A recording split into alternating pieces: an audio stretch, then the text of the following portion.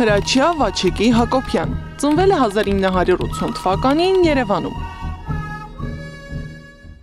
2005 թվականին ավարտել է Երևանի թատրոնի և կինոյի պետական ինստիտուտը։ 2000-ից 2008 թվականներին եղել է Հայկական ժամանակ օրաթերթի տպագրության պատասխանատու։ 2003-ից 2008 թվականներին Երևանի Խամաճիկների պետական թատրոնի, 2009-ից 10 թվականներին Երևանի պետական կամերային երաժշտական թատրոնի դերասան։ 2009-ից 2013 թվականներին Մեր տպարանը սահմանափակ պատասխանատվության ընկերության փոխտնօրեն, իսկ 2013-ից 15-ին կրկին վերադարձել է մամուլ և եղել է Հայկական ժամանակ կայքի ադմինիստրատորը։ Հրաչյա Հակոբյանը Փաշինյանի կնոջ Աննա Հակոբյանի եղբայրը նկարահանվել է գեղարվեստական ֆիլմերում մարմնավորելով շատ տարբեր կերպարների։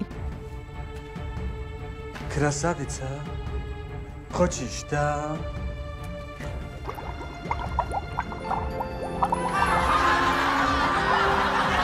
Դե որ սիրում եք տվեք այդ փողը։ Բայց տարբեր դերեր խաղալուց հետո Հակոբյանը որոշեց կտրուկ փոփոխություն անել և մտավ քաղաքականություն։ Կարելի է դուրս գալ այդ մտածելակերպից, դերասան, ատամնաբույժ,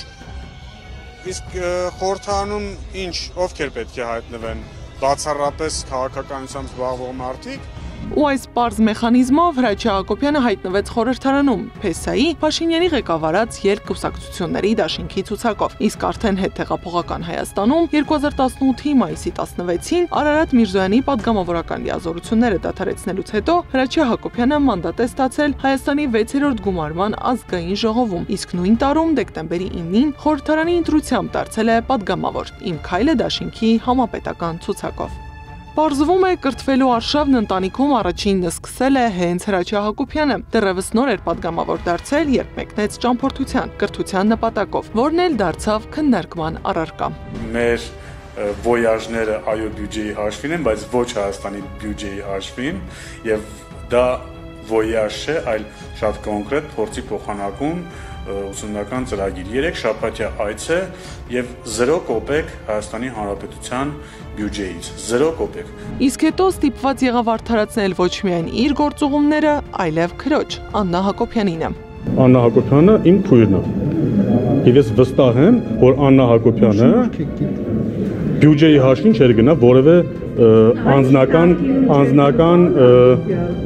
այցի։ Նախկինում էլ է գնացել։ Պարոն Հակոբյան, եթե կարելի է ես իմ հարցը վերջացնեմ։ Դա ուրիշ տեղ է գնացել։ Հասարակությանը նախկինում էլ ուրիշ տեղ է գնացել։ Իմ հարցը այն մասին է, որ ինչու իշխանությունը այդ առաջին դեմքերը չեն հետևում, թե հասարակությունն ինչ կմտածի, ում հետ կասոցացնի, ինչ ընկալումներ կունենա, ինչու չեք խուսափում այդ իրավիճակը։ 2026 թվականին տեղի կունենան խորհրդարանական ընտրություններ, հասարակությունը իր վերաբերմունքը, այդ թվում նաև Տանզանիայի այս ձեր մատնանշած այցի հետ կապված իր քվեով ցույց կտա իր վերաբերմունքը։ Սակայն մի քանի տարի անց Հրաչյա Հակոբյանն արդեն չէր կարողանում ժամանակ տրամադրել կրթությանը։ Ձեր քրոջ կրթական պրոյեկտներին մասնակցում եք։ Ոչ, ժամանակ չեմ։ Փոխարենը մեր երեսփոխանն ակտիվ մասնակցում էր քաղաքական պրոցեսներին, խոսում, կարծիք հայտնում, անգամ քննադատում այն քաղաքական ուժերին ու գործիչներին, որոնք անցել են բավականին երկար ճանապարհ։ ՀԱԿ-ը արդեն հնացած մի կառույց է, այդ կառույցը ծերության նշաններ է ցույց տալիս, որ սկսել են մոռանալ նախկինում ինչի մասին է խոսել, ինչ է ասել։ Նախկին ու ներկայի կոնտեքստում իշխող ուժն սկսեց արշավ ընդդեմ 3 նախագահների, մեղադրեց բանակցությունները տապալելու, պատերազմ ժառանգելու, տնտեսական խնդիրների համար ու ամեն բան սկսեց սեփական կետից։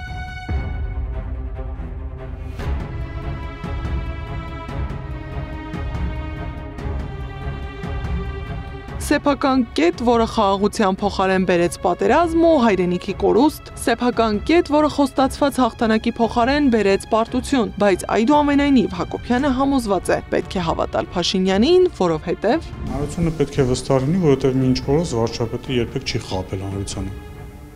Այսինքն կասկածելու առիթ հանրությունը չպետք է ունենա։ Իսկ ինչու հայաթափվեց Արցախը։ Պատգամավորն ունի նաև այս հարցի պատասխանը։ Արցախը գիտեք ովքեր են հասել։ Այն մարդիկ ովքեր որ գնացին եւ Լախում ստորագրեցին։ 23 թվականին ով էր Պրահայում Արցախը ճանաչում Ադրբեջանի Դա Արցախը հանձնել չէր։ Բայց իսկ մինչեւ այդ ովքեր էին ճանաչում Արցախը։ Մինչև այդ համենայն դեպս 120,000 արցախցիներ իրենց հողում էին։ Մենք էլ էինք ասում մնացեք ապրեք ձեր հողում։ Ում հետ Ասեցին մենք էլ էինք ասում։ Իսկ հիմա ինչու են ասում ինչու չեք խոսում մեր վերադարձի մասին։ Այն ժամանակ ասում էինք դուրս մի եկեք, ասում են մեզ չեն թողնում գանք Հայաստան։ Հիմա եկել են Հայաստան, ասում են չեք թողնում հետ վերադառնանք Արցախ։ Պարոն Հակոբյան, ես որպես արցախցի եմ ձեզ ասում 120,000 արցախցիները ո՞նց կարող են ապրել ադրբեջանցիների հետ, այն թշնամիների հետ, որոնք երեխա են ճանաչում։ Բայց հիմա ինչ եք ուզում վերադառնալ Արցախ։ Ինչ եք ասում, ինչ եք փակել, ինչ եք իմ հայրենիք, իմ տուն, բայց ապրեմ անվտանգ, ոչ թե ապրեմ թշնամու։ Մենք չենք ուզում որ դուք ապրեք անվտանգ։ Բայց եթե ուզում եք, ո՞նց եք պրավայում։ Ասում են գնացեք բանակցեք ադրբեջանցիների հետ։ Ասում են որտեղ է ստորագրվել։ Եվ նախում ոչինչ չի Ասում են որտեղ է ստորագրվել։ Ասում են որտեղ է ստորագրվել։ Ասեք որտեղ է ստորագրվել։ Դուք պիտի ասեք, դուք եք ասում եւ նախում չի ստորագրվել, ասում են որտեղ է ստորագրվել։ Որտեղ է ստորագրվել։ Որևէ բան Փաշինյանը չի առաջարկել։ Որևէ բան Փաշինյանը չի առաջարկել։ Դա էլ է ասել, ինչի դա չեք ասում։ Ինչի չեք ասում, որ որևէ դրույթ Փաշինյանը չի առաջարկել։ Դա ինչի չեք ասում։ Իրենք իրենց որոշել են ինչ պետք է ստորագրել։ Դա ինչի չեք ասում։ Վայ, լավ։ Բայց միայն այս հարցում չէ, որում Հրաչյա Հակոբյանը վստահ է։ Այսօր Հայաստանի Հանրապետությունը որևէ մեկը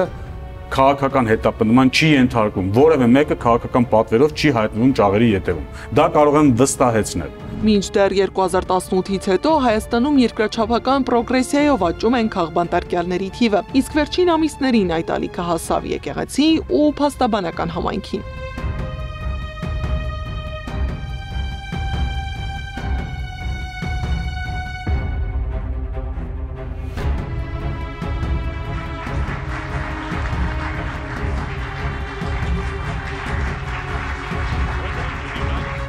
Իսկ այս ամենից հետո եկավ խաղաղության դարաշրջանի ժամանակը, որի համար գործող իշխանությունն աշխատեց ամբողջ ուժով, պայմանագիր գրեց, խմբագրեց, խաչմերուկ ստեղծեց ու դեռևս ստորագրություն չստացած արդյունքներ արձանագրեց։ Վերջին 1 տարվա ընթացքում սահմանին զոհ չունենք։ Հակառակորդի կրակոցի պատճառով սահմանին զոհ չունենք։ Դա երևի։ Չէ, կարծում եմ վերջին 1 տարվա ընթացքում, եթե սխալվում եմ, գոնե լավ, կես տարվա ընթացքում սահմանին հակառակորդի կրակոցից զոհ չունենք։ Դա նշանակում է արդյոք, որ սահմանին խաղաղություն է հիմա։ Խաղաղության խաչմերուկ, որտեղ Արցախն ու Հայաստանի Հանրապետության սուվերեն տարածքն օկուպացրած են, մեր հայրենակիցները Բաքվի դատարաններում, իսկ ընդդիմադիրները բանտում։ Հրաչյա Հակոբյանն ազգային ժողովի առողջապահության հարցերի մշտական հանձնաժողովի անդամ է, ունի 2 երեխա։